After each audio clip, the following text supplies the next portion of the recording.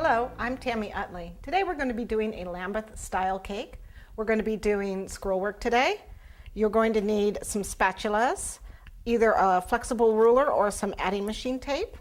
We're going to use some luster dusts. This is an Orchid Pink and Super Pearl luster dusts, and probably a little of the Cosmos or some sort of light pink. We'll need wax paper and a pin. I have some patterns here for a ballerina shoe that I'm going to put on the top, and this is my pattern for my scroll. I'm going to use a ball tool. You're going to need some sort of a brush. I've got a couple brushes here, just some sort of a small brush. These are sable brushes, and they're size 3 or 2 or 4, or just some sort of small tip brush we're going to use to help us with our Lambeth. You're going to need a couple colors. This is actually a red, but I'm only using a tiny little bit to make a pink because pink fades. If you can get a no fade pink, then you can use that. And this is moss green. I have a couple tips here.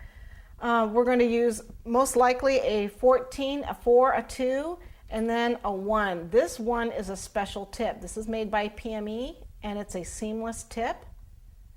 And we use this for really fine work. We're also going to use a 103 and a 352, and we're going to need a flower nail. This is a number 7 flower nail. You can use any size. We're going to use Royal Icing. Our cake is going to be covered in fondant, but you can cover your cake in Royal Icing or buttercream.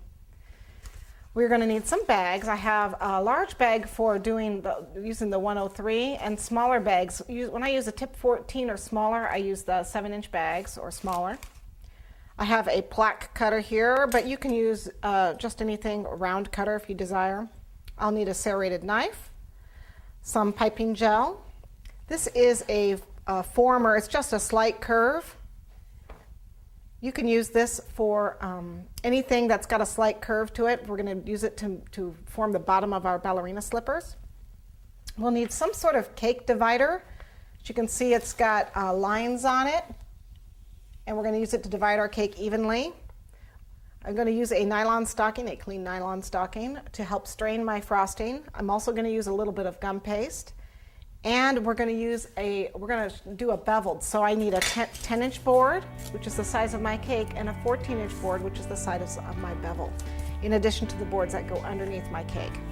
Okay, so let's get started.